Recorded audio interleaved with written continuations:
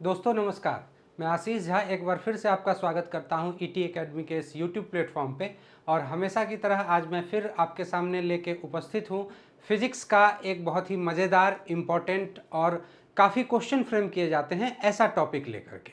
और आप एक बात ध्यान रखिएगा, ये जो टॉपिक मैं यहाँ पे तैयार कर रहा हूँ वो उस हिसाब से तैयार कर रहा हूँ कि आप कम्पिटिटिव कोई भी कम्पिटिटिव एग्ज़ाम जिसमें आप बैठते हैं, चाहे वो आप ग्रुप डी का एग्ज़ाम ले लें या आप एमटीएस का एग्ज़ाम ले लें या एसएससी में ही जो दो इंटर लेवल पे और ग्रेजुएशन लेवल पे सीजीएल का जो एग्ज़ाम होता है वो ले लें, या तो आप फिर बीपीएससी, स्टेट पीसीएस या यूपीएससी का भी एग्ज़ाम ले लें। उन सारे एग्ज़ाम्स में किस तरह से क्वेश्चन फ्रेम किए जाते हैं, टॉपिक के किसी भी टॉपिक के किस किस एस्पेक्ट को, आयाम को टच किया जाता है, वो सारा वो उस हिसाब से तैयार करके लाया है। तो चलिए बिना समय गवाए हम आते हैं अपने मेन टॉपिक पे। और फिजिक्स का आज हमारा जो टॉपिक है वो है वेव, तरंग। आप समझ रहे होंगे काफ़ी इंपॉर्टेंट टॉपिक है, काफ़ी क्वेश्चन फ्रेम किए जाते हैं और किस तरह से वो टॉपिक को करते करते हम लोग उसको देखेंगे। तो सबसे पहले ये जो वेव है, तरंग है, ये तरंग कहते किसको हैं? What is wave? मन में आपके एक सवाल होगा और डिफिनीशन से क्वेश्चंस भी आते हैं। तो it is a disturbance produced in a medium through which energy propagate from one place to another place, है ना, without transportation of particles of the medium. देखिए समझने वाली बात यह है, किसी भी माध्यम में, चाहे वो सॉलिड हो, लिक्विड हो, गैस हो, किसी भी माध्यम में अगर माध्यम वो स्थिर है और उसमें कोई डिस्टरबेंस पैदा किया जाए, मतलब कोई विक्षोभ पैदा किया जाए, और आप विक्षोभ किसी भी तरह से पैदा कर सकते हैं। फॉर एग्जांपल, अगर आप गांव में किसी पॉन्ड के, तालाब के किनारे कभी गए होंगे शाम में, और शाम में आप जाते होंगे तो आपने देखा होगा कि तालाब का पानी बिल्कुल स्थिर रहता है, एकदम कांस्टेंट। और जब आप उसमें एक पत्थर मार देते हैं तो आपने देखा होगा कि तालाब के पानी पे ये इस तरह का ये लहर उठता है। यानी कि पहले वो जो पानी एकदम समतल था, उसमें किसी तरह का कोई मूवमेंट नहीं था, आपने एक पत्थर मार के उसमें एक डिस्टरबेंस प्रोड्यूस कर दिया, एक विक्षोभ उत्पन्न कर दिया।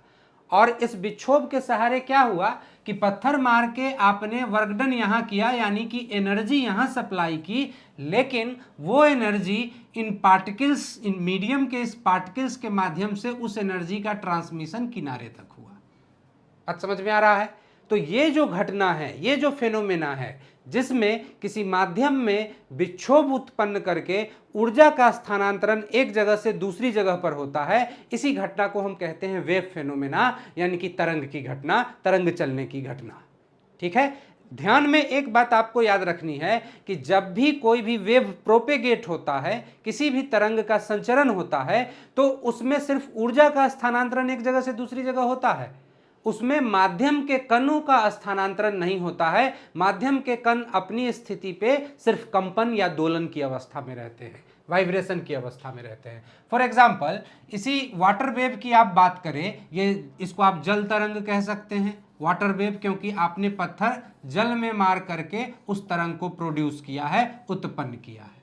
आप एक्सपेरिमेंट करने के लिए इसमें आप एक नाव रख दें, ठीक है, आप एक नाव रख दें, कागज का नाव बना करके, आप देखेंगे कि वो जो नाव है इसी जगह ऊपर नीचे इस तरह से वाइब्रेट करता है। ये नाव इस लहर के सहारे आगे नहीं जाता है ना, क्योंकि जैसे ही आपने उस नाव को उस पानी में रख दिया तो अब वो नाव भी उस माध्यम का कण हो गया।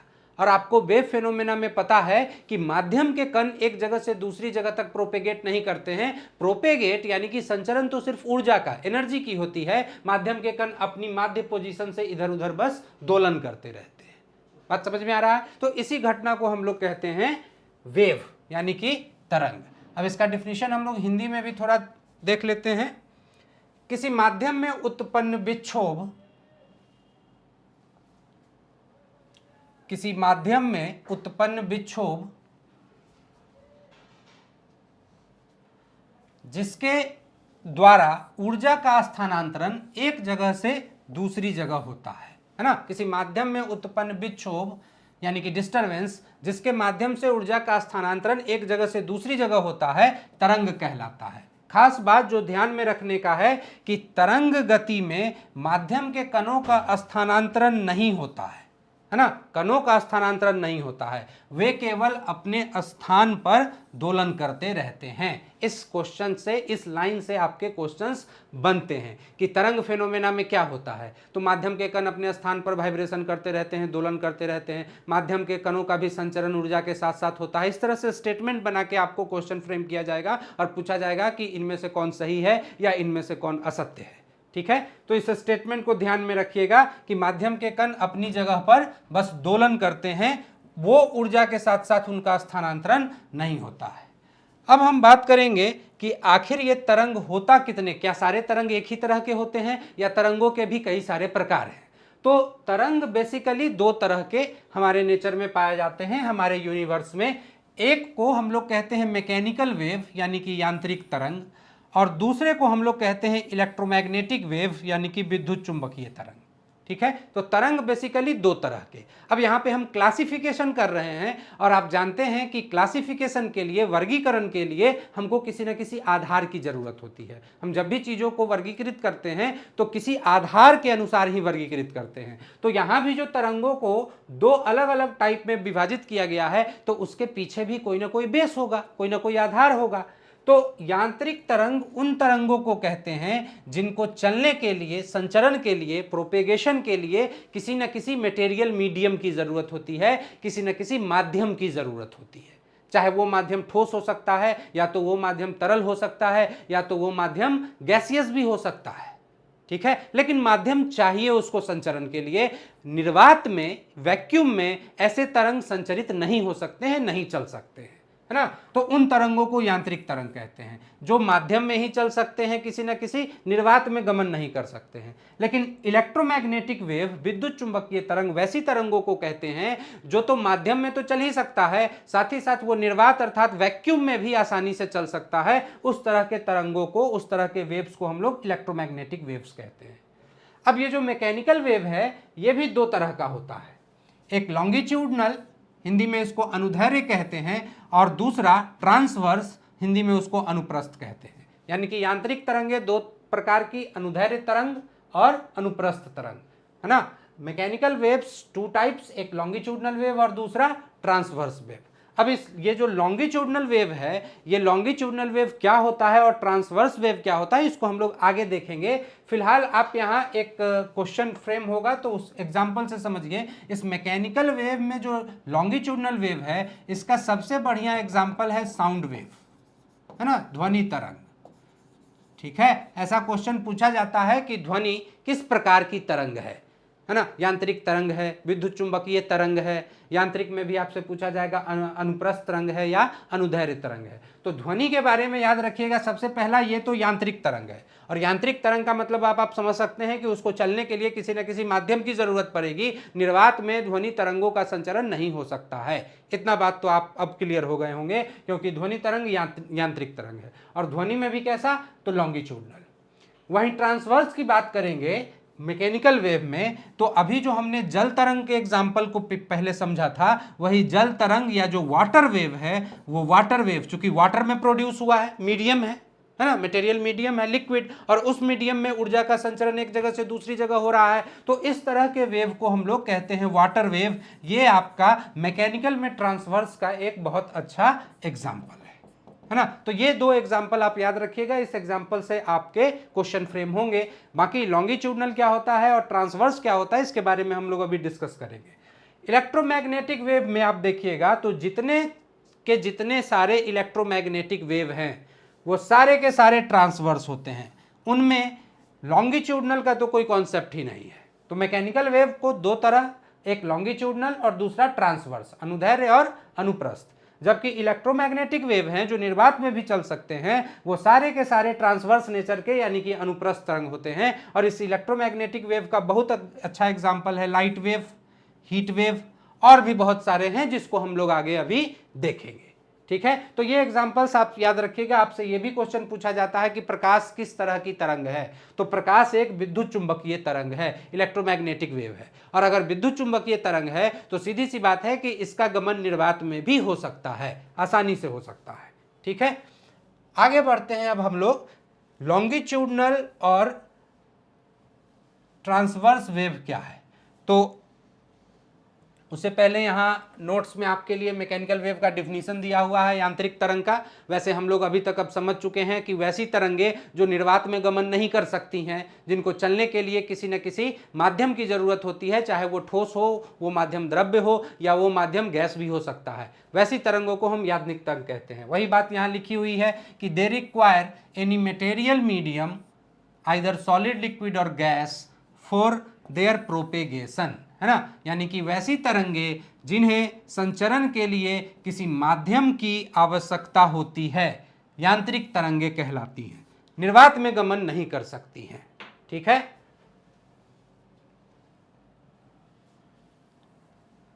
अब लॉन्गिट्यूडनल वेव, है ना, यानी कि अनुदैर्घ्य तरंग। हमने देखा कि यांत्रिक तरंग दो तरह के, अनुदैर्घ्य और अनुप्रस्थ। तो लॉन्गिट्यूडनल वेव क्या होते हैं, इसको मैं पहले आपको थोड़ा सा समझाता हूं, फिर हम लोग डिफिनीशन पर आएंगे। देखिए, ये जो दो तरह का वेव है, ट्रांसवर्स और लॉन्गिट्यूडनल, उसको आप एक फिगर से समझिए। जैसे लॉन्गिट्यूडनल वेव,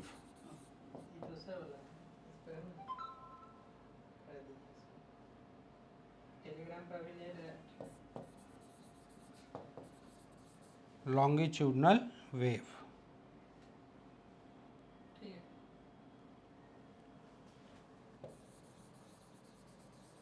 हाँ, ये आपने देखा कि साउंड वेव जो है, एग्जाम्पल इसका, लॉन्गिट्यूडनल वेव का बहुत बढ़िया एग्जाम्पल अपना साउंड वेव है,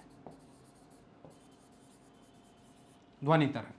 अब साउंड वेव तीनों माध्यम से चल सकता है।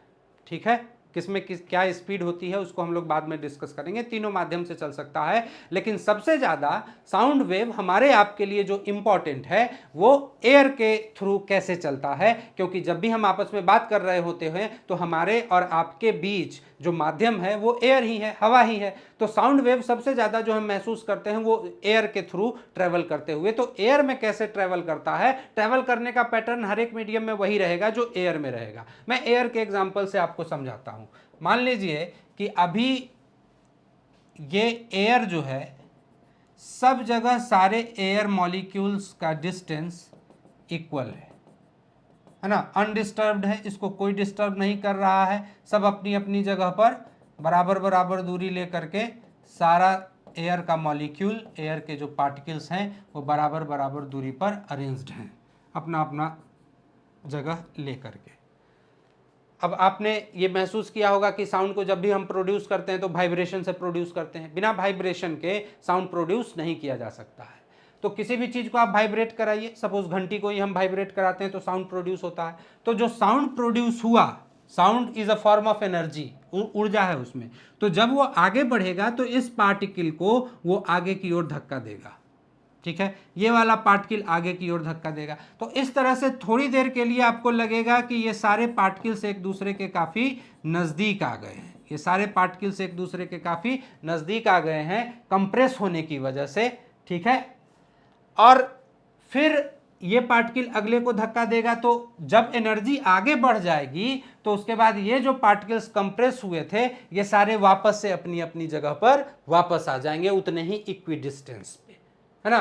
तो इस तरह से आप देखिएगा कि एयर में दो तरह के कॉलम ट्रेवल करते हैं, इस तरह से, है ना। एक ऐसा कॉलम होता है जहां पे कि एयर पार्टिकल्स एक दूसरे के काफ़ी नज़दीक नज़दीक होते हैं, जहाँ पर कि एयर पार्टिकल्स एक दूसरे के काफ़ी नज़दीक नज़दीक होते हैं, और फिर वो गुजर जाने के बाद एक ऐसा कॉलम आता है जहाँ पे कि एयर पार्टिकल्स एक दूसरे से दूर दूर होते हैं, अपने नॉर्मल पोजीशन में होते हैं, है ना। इसमें पार्टिकल्स का जो मूवमेंट है, पार्टिकल्स का मूवमेंट आप देखेंगे, सपोज ये पार्टिकल है तो पहली बार जब साउंड एनर्जी आई, इससे टकराई, तो इसका मूवमेंट इधर हुआ। जब साउंड एनर्जी गुजर गई आगे तो फिर ये अपनी जगह पर मीन पोजीशन पर वापस आ गया। बात समझ में आ रहा है, अपने मीन पोजीशन पर ये वापस आ गया। यानी कि पार्टिकल्स का मूवमेंट जो है वो इस डायरेक्शन में है, टू एंड फ्रो मूवमेंट। और एनर्जी किधर ट्रेवल कर रही है, तो एनर्जी भी तो भैया इसी डायरेक्शन में ट्रेवल कर रही है। बात समझ में आ रहा है, एनर्जी भी इसी डायरेक्शन में ट्रेवल कर रही है जिस डायरेक्शन में पार्टिकल्स के वाइब्रेशन का डायरेक्शन है। ठीक है, तो ऐसे वेव जिनमें पार्टिकल्स के वाइब्रेशन का डायरेक्शन एनर्जी के प्रोपेगेशन के डायरेक्शन के साथ साथ ही हो, उसी ओर हो, उस तरह के वेव को हम कहते हैं लॉन्गिट्यूडनल वेव, यानी कि अनुदैर्ध्य तरंग। अनुदैर्ध्य तरंग, ठीक है, अनुदैर्ध्य तरंग। वहीं अगर हम लोग बात करेंगे अनुप्रस्थ तरंग की, ट्रांसवर्स वेव की, ट्रांसवर्स वेव की,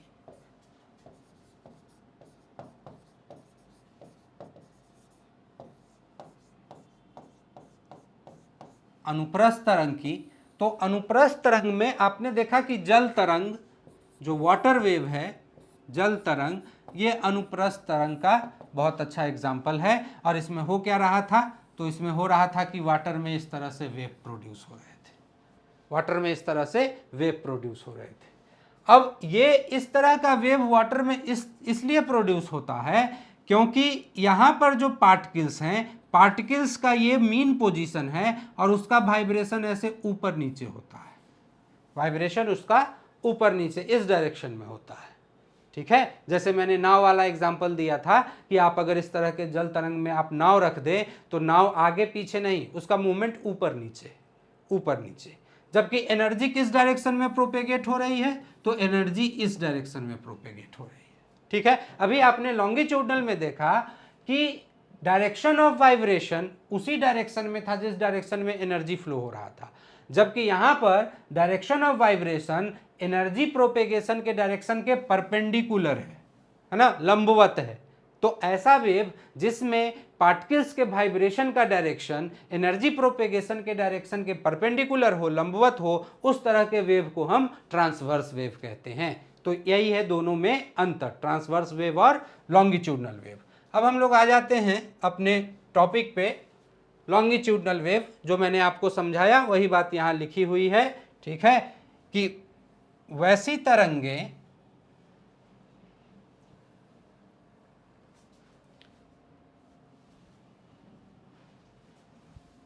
तरंगें जिनमें माध्यम के कण तरंग गति की दिशा में दोलन करते हैं, यानी कि तरंग के गति की जो दिशा है, माध्यम के कण भी उसी दिशा में दोलन करते हैं, है ना, अनुदैर्ध्य तरंग यानी कि लॉन्गिट्यूडनल वेव कहलाते हैं, ठीक है। अच्छा, लॉन्गिट्यूडनल वेव जब भी लॉन्गिट्यूडनल वेव चलेगा, तो देखिए ये लॉन्गिट्यूडनल वेव था, यहाँ पर हम लोगों ने देखा था कि एक ऐसा रीजन होगा जिसमें कि माध्यम के कण काफी पास पास होंगे और एक ऐसा रीजन होगा जिसमें माध्यम के कण अपने नॉर्मल पोजीशन में यानी कि दूर दूर होंगे। एक ऐसा रीजन होगा जिसमें पास पास होंगे, फिर ऐसा रीजन होगा जिसमें दूर दूर होंगे। तो जिस रीजन में माध्यम के कण पास पास होते हैं, इस रीजन को कहते हैं कंप्रेशन।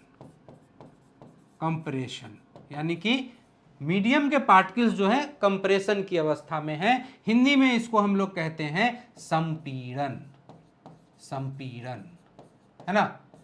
और जिस अवस्था में माध्यम के कण दूर दूर होते हैं उस अवस्था को कहते हैं रेयर फ्रैक्शन, रेयर फ्रैक्शन। और हिंदी में इसको कहते हैं विरलन, है ना, विरलन। विरल है ये जगह, विरल कहने का मतलब कि घनी नहीं है, विरल है, दूर दूर है। तो कंप्रेशन और रेयर फ्रैक्शन, संपीड़न और विरलन। तो अनुदैर्ध्य तरंग माध्यम में संपीड़न और विरलन बनाते हुए चलते हैं, जबकि जब हम अनुप्रस्थ तरंगों को देखेंगे, ट्रांसवर्स वेव को देखेंगे, तो यहां पर देखिए ऊपर नीचे दोलन हो रहा है। तो ऊपर नीचे दोलन होने के कारण दो पोजीशन होता है, एक सबसे टॉप मोस्ट पोजीशन और एक सबसे बॉटम, सबसे नीचे का पोजीशन, है ना। तो जो सबसे ऊपर का पोजीशन है इसको हम लोग कहते हैं क्रेस्ट, हिंदी में इसको कहा जाता है श्रिंग। और जो नीचे का पोजीशन है इसको ट्रफ, और हिंदी में इसको कहा जाता है गर्त, है ना। यानी कि ये जो अनुप्रस्थ तरंग है, ट्रांसवर्स वेव है, ये माध्यम में श्रिंग और गर्त यानी कि क्रेस्ट ऑफ ट्रफ बनाते हुए आगे प्रोपेगेट होते हैं। ये बेसिकली दोनों में अंतर है, ठीक है। तो इसीलिए यहाँ पे लिखा हुआ है कि ये तरंगे, यानी कि अभी हम लोग डिफिनीशन पढ़ रहे हैं किसका, अनुदैर्ध्य तरंग का, लॉन्गिट्यूडनल वेव का। तो लॉन्गिट्यूडनल वेव माध्यम में संपीड़न और विरलन बनाते हुए चलती हैं, कंप्रेशन और रेयर फ्रैक्शन बनाते हुए चलती हैं। अब हम लोग बात करेंगे ट्रांसवर्स वेव का।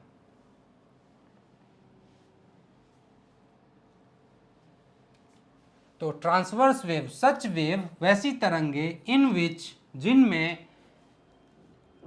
Particles of the medium, medium के पार्टिकल वाइब्रेट, दोलन करते हैं, किस तरह से, तो perpendicularly to the direction of propagation of wave, यानी कि जो वेव के प्रोपेगेशन का डायरेक्शन है उसके परपेंडिकुलरली, है ना, लंबवत। They form crest and trough, वो क्या बनाते हैं माध्यम में, तो क्रेस्ट और ट्रफ, है ना, in the medium while their propagation, while their propagation. ये जो टर्म है, इन टर्म से क्वेश्चन अराइज होते हैं, इसलिए इसको बहुत ध्यान से देखिएगा, ठीक है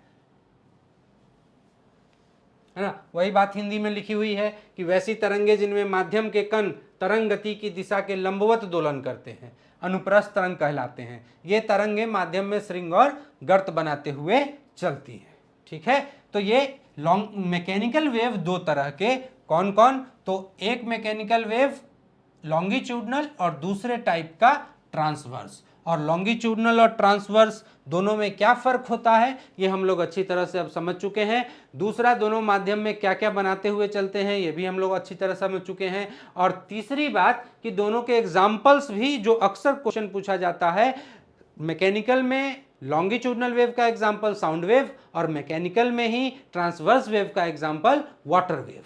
अब हम लोग आते हैं इलेक्ट्रोमैग्नेटिक वेव में, यानी कि विद्युत चुंबकीय तरंग में। तो अभी तक तो हम लोग डिफिनीशन से समझ चुके हैं कि विद्युत चुंबकीय तरंग वैसी तरंगों को कहते हैं जिसको कि चलने के लिए किसी मीडियम की आवश्यकता नहीं होती है, वो निर्वात में भी, वैक्यूम में भी चल सकता है। तो such wave that do not require any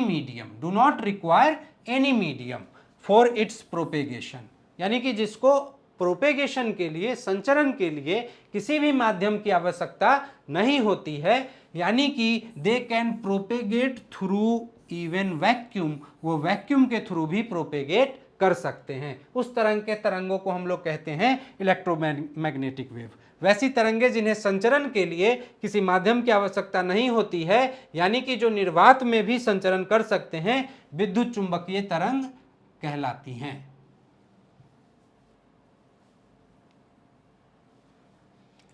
विद्युत चुंबकीय तरंग के बारे में दो चार बात आपको और ध्यान में रखनी है। सबसे पहले एक बार क्वेश्चन पूछा गया था किसी एग्जाम में कि विद्युत चुंबकीय तरंगों से संबंधित अवधारणा, कॉन्सेप्ट, कि हाँ इलेक्ट्रोमैग्नेटिक वेव भी होते हैं और उसकी ये प्रॉपर्टीज होती है, वो वैक्यूम में भी चल सकता है। ये जो अवधारणा है, ये जो कॉन्सेप्ट है, वो सबसे पहले किसके द्वारा दिया गया था, तो ये जेम्स मैक्सवेल के द्वारा दिया गया था, है ना। तो the concept of electromagnetic wave was propounded by James clerk Maxwell. नाम याद रखिएगा, सीधा याद रखिए कि इलेक्ट्रोमैग्नेटिक वेव से संबंधित जो संकल्पना है, वो संकल्पना सबसे पहले, उसकी वैज्ञानिक संकल्पना, वो संकल्पना सबसे पहले जेम्स क्लर्क मैक्सवेल द्वारा दिया गया था। विद्युत चुंबकीय तरंग की अवधारणा का प्रतिपादन जेम्स मैक्सवेल द्वारा किया गया था। दूसरी बात कि all electromagnetic waves are transverse in nature. हम लोग इंट्रोडक्शन में ही अभी तक ये बात समझ चुके हैं कि जितने भी इलेक्ट्रोमैग्नेटिक वेव होते हैं, सारे के सारे ट्रांसवर्स यानी कि अनुप्रस्थ होते हैं, अनुप्रस्थ नेचर के होते हैं, यानी कि वो माध्यम में श्रृंग और गर्त बनाते हुए चलते हैं, है ना, क्रेस्ट और ट्रफ बनाते हुए चलते हैं, सारे के सारे, ठीक है।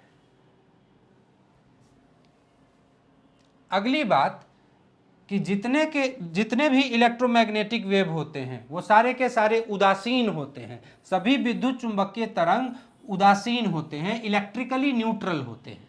उदासीन होने का मतलब कि ना तो वो धन आवेशित होते हैं, ना ही ऋण आवेशित होते हैं, उन पे कोई चार्ज नहीं होता है, वो उदासीन होते हैं सारे के सारे, ठीक है। और चूंकि उदासीन होंगे, इसीलिए वो जब भी किसी इलेक्ट्रिकल फील्ड से गुजरेंगे तो भी उन पे कोई असर नहीं होगा, और जब भी किसी मैग्नेटिक फील्ड से गुजरेंगे तो भी उन पे कोई असर नहीं होगा, वो अपनी दिशा नहीं बदलेंगे, ठीक है। Next point, the electromagnetic waves propagate with speed of light. जितने भी light is also an electromagnetic wave, light भी एक तरह का इलेक्ट्रोमैग्नेटिक वेव ही है ना। तो जितने लाइट ही की तरह जितने भी इलेक्ट्रोमैग्नेटिक वेव हैं वो सारे के सारे सभी का स्पीड सेम है, सभी लाइट के स्पीड से ही ट्रेवल करते हैं। अब हम लोग आते हैं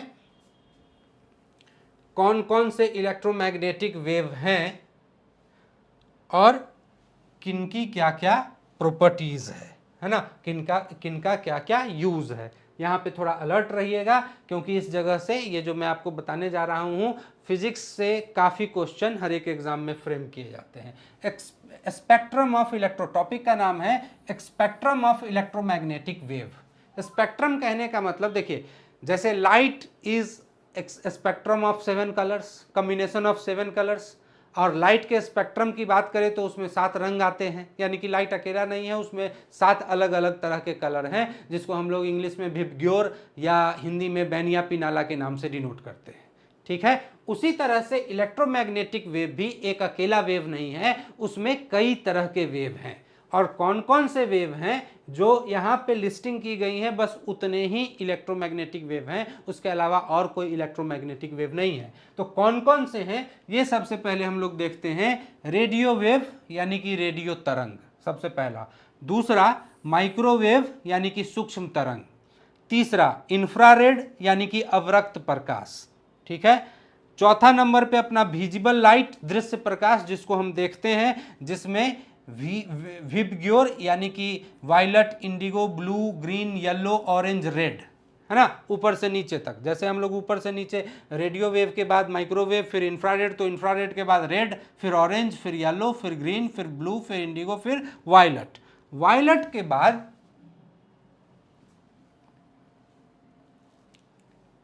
अल्ट्रावायलट, वायलट के बाद अल्ट्रावायलट, अल्ट्रावायलट के बाद एक्सरे, एक्सरे के बाद गामा रे। बस इतने ही इलेक्ट्रोमैग्नेटिक वेव हैं। मैं बार बार ये इसलिए कह रहा हूँ इतने ही इलेक्ट्रोमैग्नेटिक वेव हैं क्योंकि इस तरह के क्वेश्चन आपको अक्सर देखने को मिलेंगे। आप प्रीवियस ईयर भी देख लीजिएगा कि निम्नलिखित में से कौन इलेक्ट्रोमैग्नेटिक वेव नहीं है या कौन इलेक्ट्रोमैग्नेटिक वेव है। इस तरह के क्वेश्चन अक्सर आपको मिलेंगे और उसके ऑप्शन में गामा रे, बीटा रे, अल्फा रे, कैथोड रे, कॉस्मिक रे, इस तरह के ऑप्शंस देके कंफ्यूज करने की कोशिश की जाती है ना। तो इतने ही सारे इलेक्ट्रोमैग्नेटिक वेव हैं। कौन कौन? तो रेडियो वेव, माइक्रोवेव, इंफ्रारेड, उसके बाद अपना 7 कलर विबग्योर, उसके बाद अल्ट्रावायलट, फिर एक्सरे, फिर गामा रे। ठीक है, अब यहाँ पे एक चीज याद रखिएगा कि ये जो रे हैं इनको मैंने कुछ सीक्वेंस में रखा है। सीक्वेंस में इसलिए रखा है क्योंकि ये सिंबल आप समझ रहे होंगे, इसको हम लोग इस सिंबल को हम लोग बोलते हैं लैम्डा। ठीक है, और लैम्डा डिनोट किया जाता है लैम्डा से वेवलेंथ यानी कि तरंग दैर्घ्य को। ठीक है, वेवलेंथ यानी कि तरंग दैर्घ्य को। ऊपर की तरफ आप देखेंगे तो रेडियो वेव का तरंग दैर्घ्य सबसे ज्यादा है ना। जैसे जैसे हम नीचे जाएंगे microwave, infrared, visible light, ultraviolet, X ray और गामा रे की ओर, वैसे वैसे वेवलेंथ जो है वो घटता चला जाएगा, वैसे वैसे वेवलेंथ घटता चला जाएगा। तो इस पोजीशन पर मैक्सिमम वेवलेंथ है और जैसे जैसे हम नीचे जाएंगे गामा रे का वेवलेंथ सबसे कम होगा। ठीक है, दूसरा जो यहाँ पर फ्रीक्वेंसी है, चूंकि वेव है तो उसमें वेवलेंथ भी है और वेव में पार्टिकल्स वाइब्रेट करते हैं तो पार्टिकल्स के वाइब्रेशन की कुछ फ्रीक्वेंसी भी होगी। तो फ्रीक्वेंसी जो है वो रेडियो वेव का सबसे कम होगा और जैसे जैसे नीचे जाएंगे फ्रीक्वेंसी बढ़ती जाएगी, यानी कि गामा वेव रे का सबसे ज्यादा होगा। ठीक है, एनर्जी, एनर्जी की अगर बात करें तो एनर्जी का बड़ा फेमस आपने पढ़ा होगा प्लैंक कांस्टेंट का थ्योरी, E बराबर एच न्यू। एच को ही हम लोग प्लैंक कांस्टेंट बोलते हैं और न्यू यहाँ पर एनर्जी ही है, सॉरी फ्रीक्वेंसी ही है। तो energy is directly proportional to frequency, मतलब फ्रीक्वेंसी ज़्यादा होगी तो एनर्जी भी ज़्यादा होगी। इसीलिए चूंकि यहाँ पर फ्रीक्वेंसी रेडियो वेव की मिनिमम है तो एनर्जी भी रेडियो वेव की सबसे कम होगी, मिनिमम होगी। और जैसे जैसे हम नीचे जाएंगे एनर्जी बढ़ती जाएगी और गामा की सबसे ज़्यादा मैक्सिमम एनर्जी होगी। तो इस सीक्वेंस को याद रखिएगा क्योंकि यहाँ से क्वेश्चन आएंगे, ठीक है। यानी कि यहाँ पर लैम्डा सबसे ज़्यादा, वेवलेंथ सबसे ज़्यादा, ठीक है। जैसे जैसे नीचे जाएंगे वेवलेंथ घटता जाएगा। फ्रीक्वेंसी सबसे कम, जैसे जैसे नीचे जाएंगे फ्रीक्वेंसी बढ़ता जाएगा। और चूंकि फ्रीक्वेंसी कम है इसलिए एनर्जी कम, और जैसे जैसे नीचे जाएंगे एनर्जी बढ़ता चला जाएगा। यूजेस क्या है इन सारे वेव्स के, है ना, हमारे डेली लाइफ में। तो रेडियो वेव का यूज जो मोस्ट कॉमन यूज है वो मोबाइल कम्युनिकेशन में। आज के डेट में अर्थ के ऊपर जितने भी मोबाइल कम्युनिकेशन है, हमारा आपका जो मोबाइल है या टेलीविज़न में जो प्रसारण आप देखते हैं, ये सारा जितना भी ट्रांसमिशन अर्थ के ऊपर जो भी कम्युनिकेशन हो रहा है, जितना भी संवाद हो रहा है, वो सारा संवाद रेडियो वेव के ही माध्यम से किया जाता है। और ये यूज़ आपसे पूछा जाता है कि मोबाइल कम्युनिकेशन के लिए किस वेव का इस्तेमाल करते हैं, तो रेडियो वेव का। रेडियो वेव का एक जगह और यूज़ किया जाता है रडार। डायरेक्ट क्वेश्चन ऐसे भी पूछ लेगा कि रडार में किस तरंग का उपयोग किया जाता है, तो रडार में रेडियो वेव का उपयोग किया जाता है। दूसरा, रडार से इसका फुल फॉर्म भी पूछा जाता है कि रडार का फुल फॉर्म क्या है, तो रडार का फुल फॉर्म होता है radio detection and ranging. Radio detection and ranging, यानी कि रेडियो वेव को डिटेक्ट करता है और रेंज करता है, मतलब दूरी पता लगाता है, ठीक है। तो रडार का फुल फॉर्म भी पूछ लिया जाता है, रेडियो डिटेक्शन एंड रेंजिंग, ठीक। तो दो जगह रेडियो वेव का यूज। माइक्रोवेव का क्या यूज है, तो माइक्रोवेव का यूज सैटेलाइट कम्युनिकेशन में। आप सबने सैटेलाइट फोन का नाम जरूर सुना होगा, है ना। या ऐसे भी आर्मी वगैरह, बहुत देश अपने सेना के लिए डेडिकेटेड सैटेलाइट लॉन्च करती है, तो वो सैटेलाइट कम्युनिकेशन के लिए ही लॉन्च किया जाता है कि किस जगह पर क्या हो रहा है। तो सैटेलाइट कम्युनिकेशन में जो भी सैटेलाइट के कम्युनिकेशन होता है उसमें माइक्रोवेव का इस्तेमाल करते हैं। ऐसा इसलिए करते हैं क्योंकि सैटेलाइट जनरली हमारे एटमॉस्फेयर के ऊपर रहता है और वहां से आने वाली तरंगों को एटमॉस्फेयर में घुसना होगा, पेनिट्रेट करना होगा, उसके लिए ज़्यादा एनर्जी की ज़रूरत होगी। तो रेडियो वेव में एनर्जी थोड़ी कम होती है, माइक्रोवेव में एनर्जी थोड़ी उससे ज़्यादा है। आप उस डायग्राम से समझ सकते हैं। इस वजह से सैटेलाइट कम्युनिकेशन में माइक्रोवेव का इस्तेमाल करते हैं और ये भी डायरेक्ट क्वेश्चन पूछा जाता है। इंफ्रारेड की बात करें तो अक्सर ये क्वेश्चन पूछा जाता है कि सूर्य से आने वाली तरंगों में गर्मी किस में होती है, किस तरंग में होती है। तो सूर्य से आने वाली किरणों में जो गर्मी है, वार्मथ है, वो वार्मथ या गर्मी इंफ्रारेड में ही होती है ना। क्वेश्चन इस तरह से भी आपसे फ्रेम कर लिया जाएगा कि धरती पर पड़ा कोई धातु का टुकड़ा सूर्य की प्रकाश से आने वाली किस तरंग की वजह से गर्म होता है। या प्रश्न आपसे ऐसे भी पूछ लिया जाएगा कि सूर्य के प्रकाश में कौन सी तरंग की वजह से हमारा एटमॉस्फेयर, वायुमंडल गर्म होता है। तो अर्थ के ऊपर कुछ भी अगर गर्म हो रहा है ना, तो वो सूर्य से आने वाली उसमें मौजूद अवरक्त प्रकाश यानी कि इंफ्रारेड के कारण ही वो गर्म हो रहा है। तो एक बात तो इंफ्रारेड का ये है। और इसी वजह से इंफ्रारेड का इस्तेमाल, एक बार बीपीएससी का पूछा हुआ क्वेश्चन है कि आंतरिक घावों की सिकाई करने के लिए किस तरंग का उपयोग किया जाता है, और उसका आंसर यही था इंफ्रारेड यानी कि अवरक्त प्रकाश का उपयोग किया जाता है क्योंकि इसमें गर्मी होती है। नेक्स्ट इसका इंफ्रारेड का बहुत ज़बरदस्त इस्तेमाल है रिमोट कंट्रोल में। हम लोग घरों में जो टीवी का या और भी किसी चीज़ का, एसी का, है ना, जितने भी रिमोट कंट्रोल्स डिवाइसेस हम लोग यूज़ करते हैं अपने घरों में, वो सारे रिमोट कंट्रोल डिवाइसेस भी इंफ्रारेड का इस्तेमाल करते हैं, ठीक है। लाइट के बारे में तो आपको डिटेल से फिजिक्स में एक पूरा चैप्टर ही पढ़ना है, अपना जो विजिबल लाइट है, इसीलिए मैं इसको अभी यहाँ पे छोड़ देता हूँ। अब बात करते हैं हम लोग थोड़ा अल्ट्रावायलेट की। तो अल्ट्रावायलेट का इस्तेमाल वाटर प्यूरिफिकेशन में, आप सबों के घरों में आरओ होगा, है ना। तो आरओ पे आप देखिएगा एक चीज़ तो लिखा रहता है कि ultra filtration and UV radiation, ठीक है, आरओ एंड यूवी। तो यूवी का मतलब यही होता है कि अल्ट्रा वायलेट रेज से वहां पर ट्रीटमेंट दिया गया है वाटर को, जिसकी वजह से उसमें मौजूद कीटाणु मर जाते हैं, ठीक है। तो वाटर प्यूरिफिकेशन में अल्ट्रावायलेट का उपयोग किया जाता है। दूसरा, आपने ये भी सुना होगा, इस तरह से क्वेश्चन फ्रेम किया जाता है कि सूर्य के प्रकाश में आने वाली किरणों में कौन सी किरण, कौन सी तरंग ऐसी होती है जिसकी वजह से स्किन कैंसर होता है। ठीक है, तो अल्ट्रावायलेट ही वो किरण है जो अगर डायरेक्ट पहुंच जाए तो ह्यूमंस में, एनिमल्स में स्किन कैंसर करता है। और नेचर ने हमको इससे प्रोटेक्शन दिया है, अल्ट्रावायलेट से हमको प्रोटेक्शन दिया है। उसके लिए आपको पता है कि हमारे एटमॉस्फेयर में, स्ट्रेटोस्फियर, समताप मंडल में ओजोन लेयर होता है मौजूद, जो कि अल्ट्रावायलेट किरणों को वहीं पे एब्जॉर्ब कर लेता है। ठीक है, ओजोन लेयर में चूंकि डिप्लीशन हुआ था, इस वजह से बहुत सारा अल्ट्रावायलेट रेडिएशन पहुंच भी जाता है, तो वो अगर आ गया डायरेक्ट तो स्किन कैंसर होगा। और ओजोन लेयर का कॉन्सेप्ट आप ज्योग्राफी में पढ़ते हैं। एक्सरे की बात अगर हम लोग करें तो एक्सरे, एक तो डायरेक्ट क्वेश्चन ऐसा पूछा जाता है कि एक्सरे की खोज किसने की, आविष्कार किसने किया, तो रोंटगेन ने किया। दूसरा, एक बहुत फेमस क्वेश्चन है बीपीएससी का, 3-4 साल पे इसको दोहराया जाता है कि सीटी स्कैन में किस तरंग का प्रयोग किया जाता है। तो जो सीटी स्कैन हम हॉस्पिटल में कराते हैं उसमें नथिंग बट एक्सरे का ही इस्तेमाल होता है।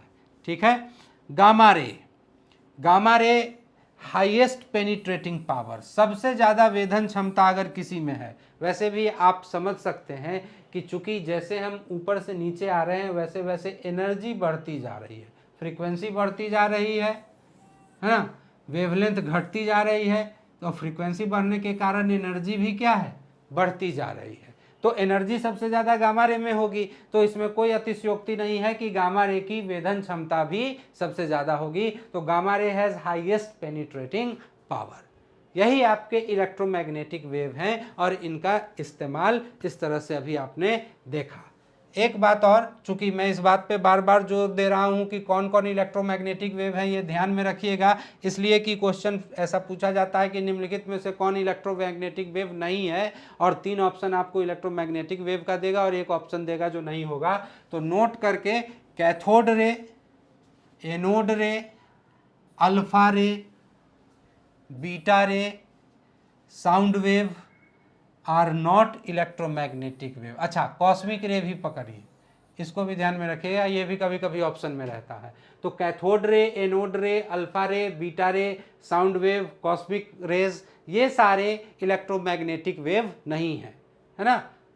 चलिए, अब हम लोग इतना वेव और वेव के टाइप्स जानने के बाद वेव के कुछ कैरेक्टरिस्टिक्स को देख लेते हैं, तो हमारा ये टॉपिक ऑलमोस्ट कंक्लूड हो जाएगा।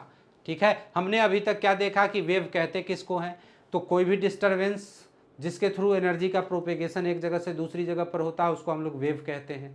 फिर हमने देखा कि वेव के कितने टाइप हैं, तो वेव के 2 टाइप हैं, मैकेनिकल वेव और ट्रांसवर्स वेव। मैकेनिकल वेव के 2 टाइप थे, लॉन्गिट्यूडनल और ट्रांसवर्स। मैकेनिकल वेव के लॉन्गिट्यूडनल का एग्जाम्पल था साउंड वेव और ट्रांसवर्स का एग्जाम्पल था वाटर वेव। जबकि हमने इलेक्ट्रोमैग्नेटिक वेव में देखा कि सारे के सारे इलेक्ट्रोमैग्नेटिक वेव ट्रांसवर्स ही होते हैं, ट्रांसवर्स नेचर के ही होते हैं। और इलेक्ट्रोमैग्नेटिक वेव का बहुत फेमस एग्जाम्पल हमारा लाइट वेव है, हीट वेव है ना। और पूरा का पूरा फिर हमने इलेक्ट्रोमैग्नेटिक वेव का एक स्पेक्ट्रम देखा कि उसमें कैसे रेडियो वेव है, माइक्रोवेव है, इंफ्रारेड है, अपना विजुअल लाइट है, अल्ट्रावायलेट है, एक्सरे है और गामा रे है, और उसके क्या क्या यूजेस हैं। अब हम लोग कुछ वेव के कैरेक्टरिस्टिक्स देख लेते हैं। हर एक वेव में ये गुण पाए जाते हैं, है ना। तो वेव में, तरंगों में पाए जाने वाले कुछ गुण जो जहां से आपके क्वेश्चन फ्रेम होंगे। सबसे पहला, वेवलेंथ यानी कि तरंग दैर्घ्य। वेव है तो उसका कुछ वेवलेंथ भी होगा, और उस वेवलेंथ को हिंदी में तरंग दैर्घ्य कहते हैं। होता क्या है वो मैं आपको बता दूं, कहेंगे किसको, जैसे ये आपका ट्रांसवर्स वेव है। अब आपने देखा कि ट्रांसवर्स वेव में ये क्रेस्ट होगा, ये भी क्रेस्ट है, ऊपर वाला जितना है ये सब क्या है, क्रेस्ट है, और नीचे वाला क्या है, ट्रफ है ना। तो 2 लगातार या तो क्रेस्ट और नहीं तो 2 लगातार ट्रफ के बीच की दूरी को ही कहते हैं वेवलेंथ यानी कि तरंग दैर्घ्य, है ना। अब आप कहेंगे कि सर लॉन्गिट्यूडनल वेव में तो क्रेस्ट और ट्रफ है नहीं, तो लॉन्गिट्यूडनल वेव में क्रेस्ट और ट्रफ क्या होगा, तो लॉन्गिट्यूडनल में क्रेस्ट और ट्रफ है नहीं तो यहाँ पे वेवलेंथ क्या होगा, तो या तो 2 लगातार कंप्रेशन और नहीं तो फिर 2 लगातार रेयर फ्रैक्शन के बीच की दूरी को ही हम कहेंगे वेवलेंथ। बात समझ में आ रही है।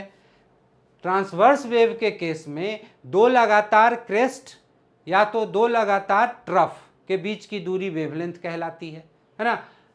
लॉन्गिट्यूडनल वेव में दो लगातार कॉम्प्रेशन या दो लगातार रेयर फ्रैक्शन के बीच की दूरी वेवलेंथ कहलाएगी। वेवलेंथ को ही हम लोग, एक ग्रीक लेटर है लैम्डा, सिंबल ये है और इसको हम लोग पढ़ते हैं लैम्डा, ठीक है। ग्रीक लेटर इस लैम्डा से डिनोट किया जाता है वेवलेंथ को।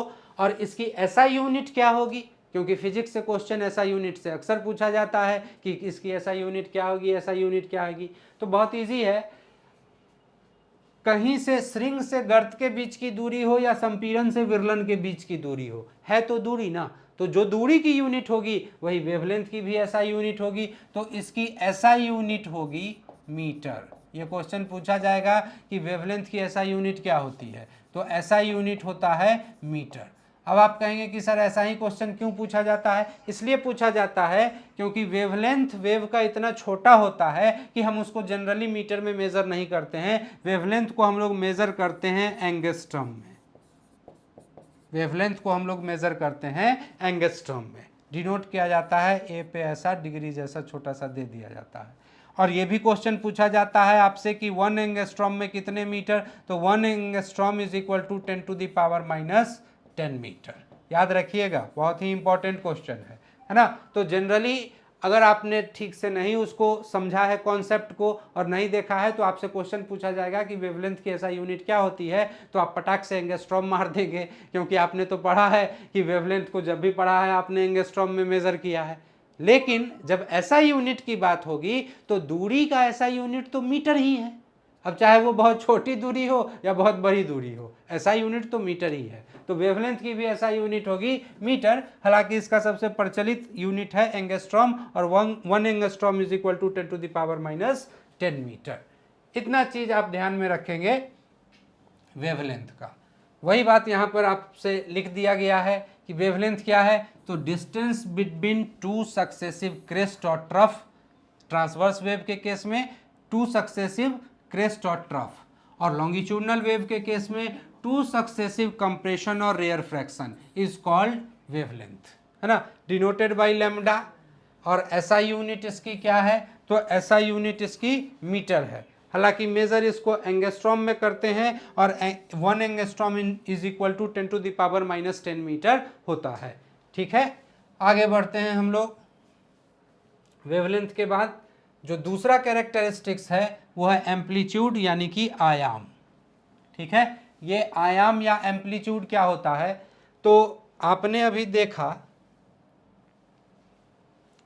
कि जब भी वेव चलता है तो उसमें मीडियम के पार्टिकल्स अपनी जगह पर वाइब्रेशन करते हैं, उनका ट्रांसफर नहीं होता है, वो अपनी ही जगह पर वाइब्रेट करते हैं। और वाइब्रेशन करते समय ये अगर इसका मीन पोजीशन है तो देखिए इसका मैक्सिमम डिस्प्लेसमेंट अपने मीन पोजीशन से इधर सबसे ज़्यादा, इसको कहेंगे एक एक्सट्रीम पोजीशन, और दूसरा फिर नीचे की ओर इसको कहेंगे दूसरा एक्सट्रीम पोजीशन। यानी कि मीन पोजीशन से इधर और उधर जो मैक्सिमम डिस्प्लेसमेंट उसका होता है, इसी मैक्सिमम डिस्प्लेसमेंट को यहाँ से यहाँ तक के बीच की दूरी को ही हम लोग कहते हैं एम्पलीट्यूड, यानी कि आयाम, है ना। तो किसी दोलन करते हुए कण का उसकी माध्य स्थिति से अधिकतम विस्थापन, है ना, जो अधिकतम विस्थापन होगा माध्य पोजीशन से, वही अधिकतम विस्थापन उसका क्या कहलाएगा, एम्पलीट्यूड कहलाएगा। अब फिर से अगर आपसे किसी ने पूछा कि एम्पलीट्यूड का ऐसा यूनिट क्या होता है तो आप आसानी से उसको जवाब दे सकते हैं कि है तो दूरी ही ना, या विस्थापन। ठीक है, तो विस्थापन की जो यूनिट होगी वही आयाम की भी यूनिट होगी। ठीक है, तो विस्थापन का भी यूनिट मीटर ही होता है, तो इस एम्पलीट्यूड का भी यूनिट क्या होगा, ऐसा यूनिट मीटर ही होगा। ठीक है, तो एम्पलीट्यूड क्या है, तो maximum displacement of a particle from its mean position, दोलन करते हुए कण का इसकी माध्य स्थिति से अधिकतम विस्थापन आयाम कहलाता है, और ऐसा यूनिट इसकी मीटर। ठीक है, एक कॉन्सेप्ट और है यहाँ पर, जब भी कोई पार्टिकल वाइब्रेशन करता है तो उस वाइब्रेशन करते समय दो चीज़ें हैं कि एक तो है उसका वन ऑसिलेशन, एक दोलन। ये गणना कैसे करेंगे, कब कहेंगे कि पार्टिकल ने एक दोलन, एक वाइब्रेशन को कंप्लीट कर लिया। और दूसरा टाइम पीरियड, ठीक है। तो एक दोलन या टाइम पीरियड को समझने के लिए देखिए, शुरू में पार्टिकल अपने मीन पोजीशन पर यहां था, इसको कहते हैं माध्य स्थिति या मीन पोजीशन, माध्य स्थिति। फिर दोलन करते करते पार्टिकल जो है यहां से ऊपर गया, अपने अधिकतम विस्थापन इधर पहुंचा, इसको कहते हैं एक्सट्रीम पोजीशन, एक्सट्रीम पोजीशन। और फिर जब नीचे आएगा तो दोलन करते करते यहां आएगा, इसको भी कहेंगे एक्सट्रीम पोजीशन, दूसरी तरफ का है, दोनों तरफ एक्सट्रीम पोजीशन, एक्सट्रीम पोजीशन। अब माध्य स्थिति से एक बार पहला एक्सट्रीम पोजीशन, फिर वहां से दूसरा एक्सट्रीम पोजीशन, और फिर वहां से अपनी माध्य स्थिति पर वापस। जब इतनी दूरी तय कर लेगा तो उसको कहेंगे कि उसने एक दोलन कंप्लीट कर लिया है। यानी कि एक दोलन, one oscillation is equal to movement from mean position to one extreme position, another extreme position and then mean position again.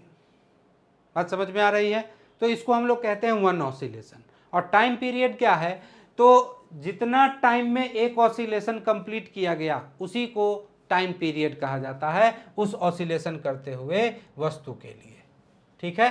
तो वन ऑसिलेशन और टाइम पीरियड। अब जो मोस्ट इंपॉर्टेंट है अपना फ्रीक्वेंसी यानी कि आवृत्ति, ठीक है। तो आवृत्ति किसे कहते हैं, ये आवृत्ति समझाने के लिए ही मुझे आपको वन ऑसिलेशन, एक दोलन और टाइम पीरियड समझाना पड़ा, ठीक है। तो आवृत्ति कहते हैं किसी भी दोलन करती हुई, वाइब्रेशन करती हुई वस्तु की या ऑब्जेक्ट की या पार्टिकल की एक सेकेंड में जितना दोलन कंप्लीट कर लेगा, जितना ऑसिलेशन कंप्लीट कर लेगा। मान लीजिए उसने एक सेकेंड में 5000 ऑसिलेशन कंप्लीट कर लिए, है ना, तो उसकी आवृत्ति कहलाएगी 5000 हर्ट्ज, ठीक है। अगर उसने दोलन करते हुए एक सेकेंड में 1000 ऑसिलेशन ही कंप्लीट किया तो उसकी आवृत्ति कहलाएगी 1000 हर्ट्ज, है ना। 10 ऑसिलेशन ही कंप्लीट किया तो उसकी आवृत्ति कहलाएगी 10 हर्ट्ज, ठीक है। तो आवृत्ति क्या है, तो नंबर ऑफ ऑसिलेशंस और वाइब्रेशन, दोलन या कंपन की संख्या, है ना, ऑकरिंग पर सेकेंड, एक सेकेंड में जितने दोलन या वाइब्रेशन कंप्लीट हो रहे हैं उसी को हम क्या कहते हैं, इज कॉल्ड फ्रीक्वेंसी, ठीक है। और फ्रीक्वेंसी की जो ऐसा यूनिट होती है हर्ट्ज होती है। इसको ये क्वेश्चन भी अक्सर पूछा जाता है, हालांकि इसको सब कर लेते हैं, ठीक है। फ्रीक्वेंसी की ऐसा यूनिट हर्ट्ज होती है। अब सबसे लास्ट चीज, last but not list, wave की स्पीड, ठीक है। तो इस वेव की स्पीड, स्पीड ऑफ वेव, ये एक फॉर्मूला है जिसको याद रखिएगा, क्योंकि इस फॉर्मूला से आगे आपको फिजिक्स में वेव के अनदर टॉपिक्स में, दूसरे टॉपिक्स में आपको काफ़ी हेल्प मिलेगा। Speed of wave is equal to wavelength into frequency. यानी कि अगर आपको किसी वेव की स्पीड जाननी है v, ठीक है, तो speed is equal to wavelength, और वेवलेंथ को किससे डिनोट करते हैं हम लोग, तो लैम्डा से, है ना। और फ्रीक्वेंसी को डिनोट करते हैं न्यू से, इसको बोलते हैं हम लोग न्यू, NUE, न्यू, ठीक है। तो ये बड़ा फेमस फॉर्मूला है वेव का कि v is equal to nu lambda, velocity is equal to wavelength into frequency, ठीक है।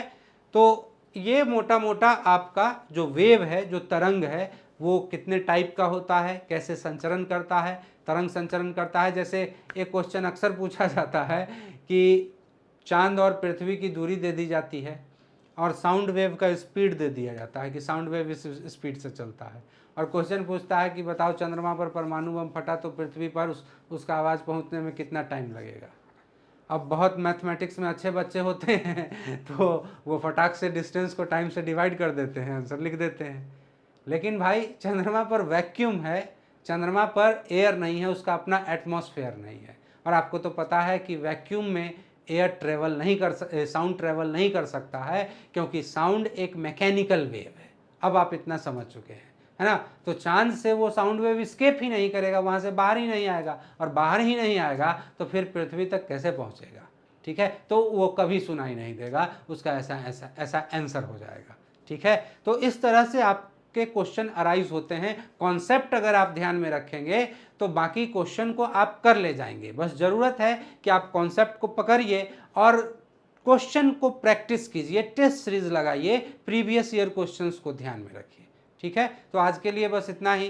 तब तक देखते रहिए, पढ़ते रहिए और स्वस्थ रहिए। Thank you.